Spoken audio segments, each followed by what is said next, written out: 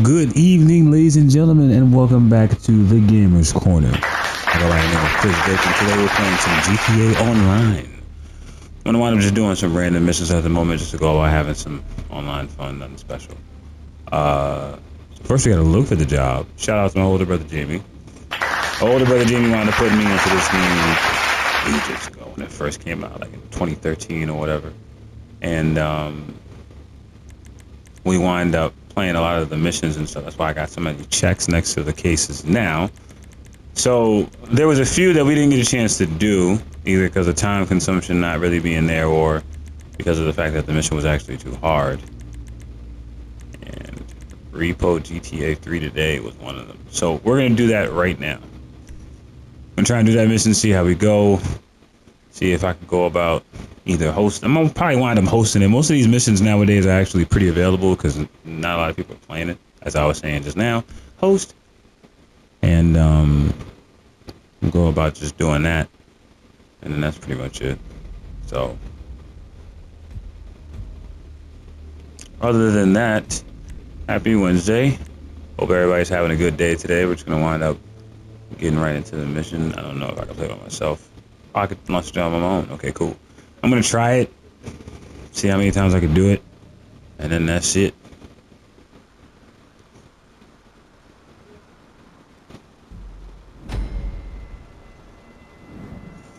Okay, so I gotta steal the target vehicle. God, seems easy enough. What was that?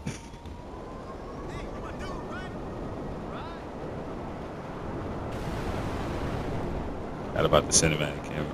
Now, I'm pretty sure this isn't going to be the easiest thing in the world. I'm not just going to be able to walk up like, hey, can I have your whatever device? Oh, shit. Oh, jeez. Anyway, so, yeah, no, that was funny. Anyway, park it right here. See how I do. You guys look like you might be hiding something important. Allow me to take that from you. I ain't played in a minute, so excuse me if I fuck up in any form or fashion. But I have not played this in a minute. Says the guy who just caught a headshot, right? I know.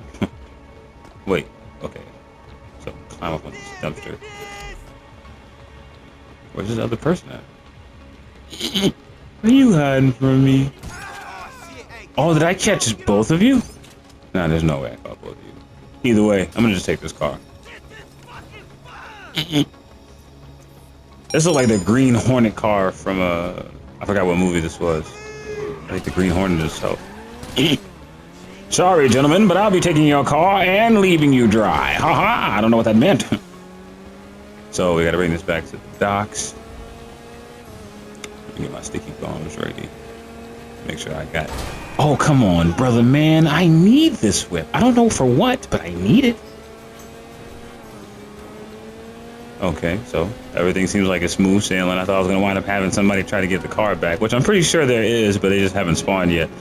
But with that being said, it seems like smooth sailing so far, so let's just keep it that way. It's not like all the windows aren't broken. We're not going to talk about that. Mind your business.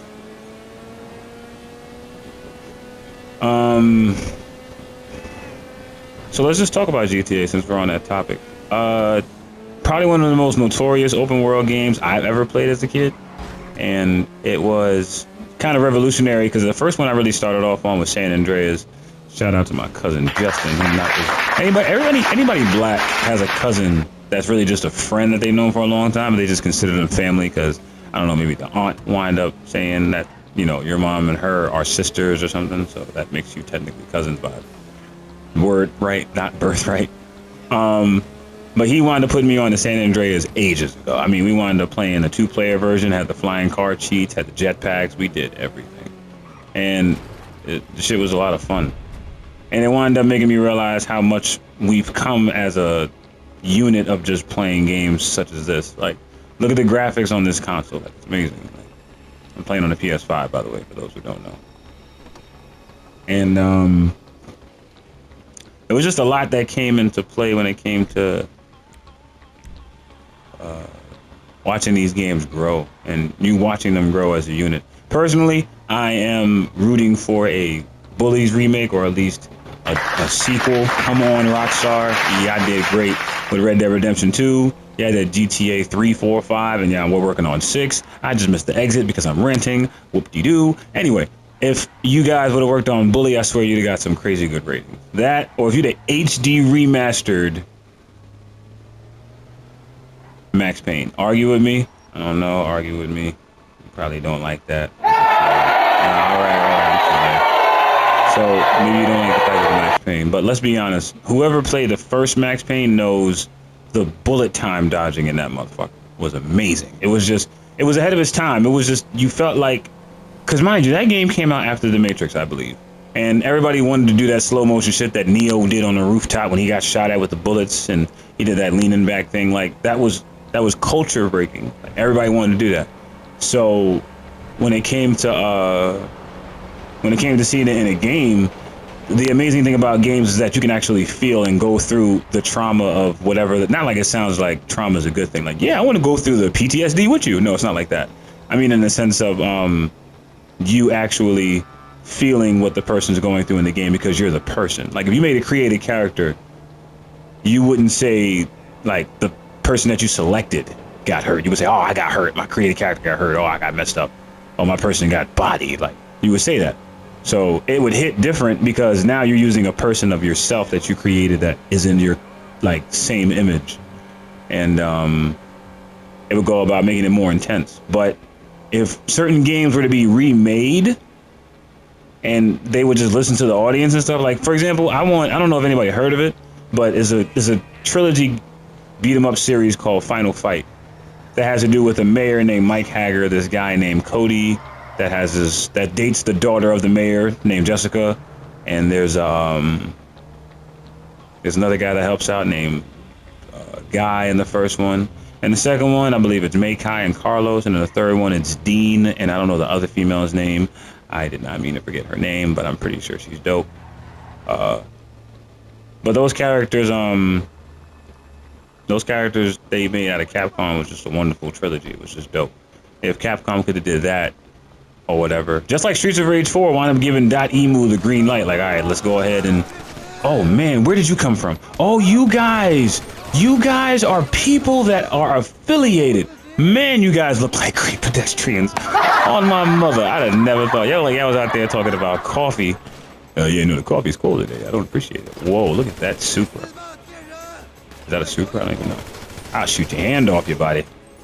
We're gonna teach you a lesson in pain. Okay.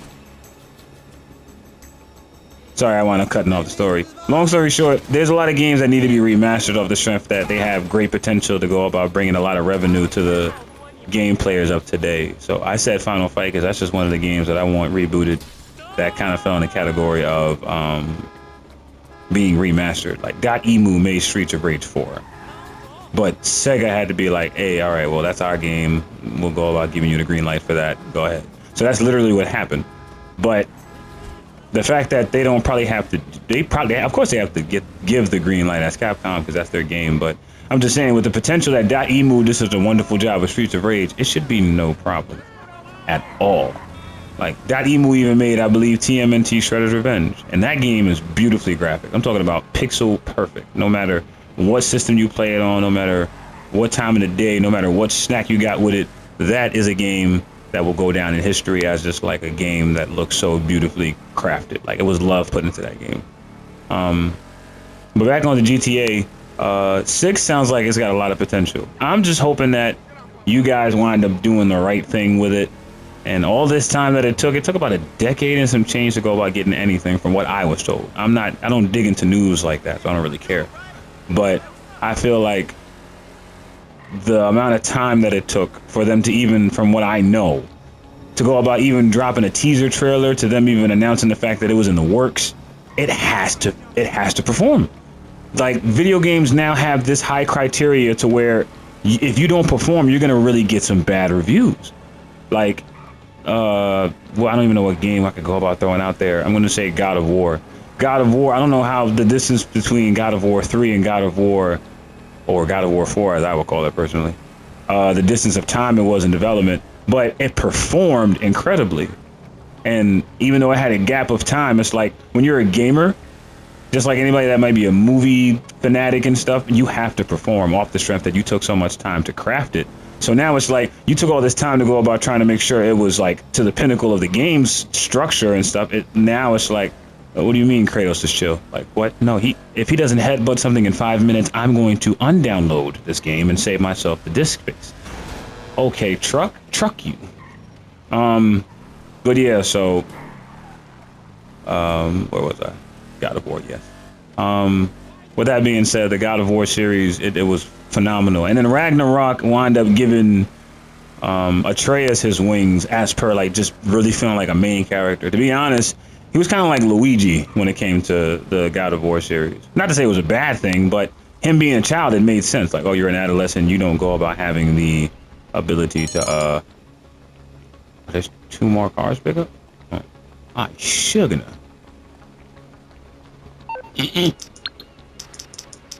Hold on. Sorry guys, I gotta call my mechanic.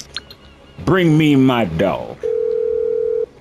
I know the oppressor is miles away. I don't even know why. I'm on the clock. What you want? Some wheels? Yeah, I want my oppressor. I'll get there as soon as I can. Gracias. Someone invited the feds. So, tell them that there's drinks in the bar. I don't know what you're expecting to say.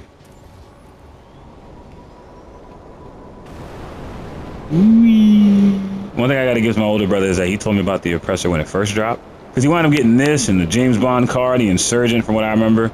Oh, Jesus. But yeah, so he wound up getting the Insurgent and stuff like that and the tank. Well, the Insurgent is a tank car. He wound up getting the James Bond car. Yeah, I got this. And he just knows how to deck out his stuff. It's pretty impressive. He just has a history of just being like really consistent with this game, and he still plays it to this day from what I believe. So shout out to him with that. And the Oppressor just goes about killing the ground like nothing. It's literally just flying. And that's the thing about being in the air compared to being on the ground. With a car, you have to follow the rules of the road. You got to go about staying within the parallel lines and, you know, turning your blinker on.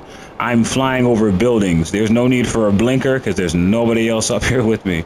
So that's the clutch part. Flying. That kind. So we got another car target coming up here now. I only got 3 minutes.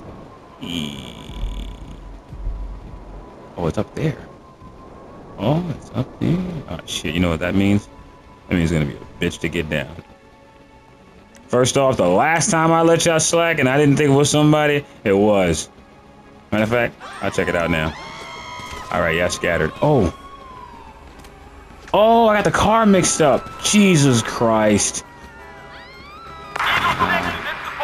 Oh, jeez. Oh, crap. Okay. I gotta get out of here. I gotta get out of here. Okay, where's the exit? I don't want to hit any of you. Move. Move, damn it. Okay. Now I got 3 stars on me. Ah, okay, I get it. You're on the scene. Whoop-de freaking do. This is Eagle 6. No visual at this time. And tell Eagle 6 the 6 is Eagle. Yeah, there was a tone to that, so now it sounds disrespectful. Hi, Ossifer. Hi, Ossifer. Whoa. Ain't nothing like a good old high-speed chase, am I right? Hey, watch the merchandise. I only got 2 minutes and some change left on the clock, and I still gotta get a whole nother car. Ah! Oh, Dom Toretto would have been proud of me. Family. Anyway, so, I should have stole that one. Damn. Regardless of the fact that it took a long time for GTA 6 to be announced, like I said, in my opinion, I feel like it's probably going to have some really good appraisal off the fact that majority of the GTA games have been put out one after another. If it was, personally had a different marker hit. Like 4, to be honest, as a like city setting and stuff, and just being like kind of like New York or whatever from, I think, my knowledge, it was actually a really great game. The driving, You're airborne? That's great. So is COVID. So anyway, the car's driving ability in GTA 4 was horrendous. I think if anybody played that, they would know. It was like being behind the wheel, but you had no eyes. So whenever you turn, you just turn with the best of your ability, hoping that it was actually a turn that was not for the worst. But for the setting itself, and you know, Nico Bellic and his brother, I think it was cousin. I forgot what his cousin's name was. Roman? Something like that. Damn. All right, I get it. We got good tires. Shit. Anyway, so what was I gonna say? Yeah, so with that being said, it was just a really good game and stuff like that. Grand Theft Auto San Andreas had hilarious dialogue. It had solid gameplay and stuff like that. I think it was the first game that allowed you to be able to physically better yourself, as per like going to the gym, or if you ate too much food, or if you wind up gaining too much weight, or if you had like less respect or whatever. So those things came into play at the oh, my baby's on the way home. Yay. Come on home, baby. Come on home. Shout out to the wives in the world. You deal with knucklehead husbands like me all the time, but believe us, we don't mean to do it on purpose. Might have designed us with flaws, but they didn't flaw us to me. Oh shit. Sorry guys, I'm in the middle of texting my wife back, and I'm gonna wind up fucking this mission up. But I hope you enjoyed my dialogue. It's another tester episode. I know I got to the end to say that. I'm gonna wind up saying it in the description so that you don't have to waste your time. But this is definitely a tester episode, so I want to thank everybody for what they've done today, for listening. I'm Chris Vick. It's been real. Please be sure to go about looking at the Gamers Lounge on YouTube. Like, comment, and subscribe. Please, if you guys have any feedback or you'd like me just to go about playing some more, I'd be honored to. Other than that, please enjoy the rest of your night. It's gonna be alright.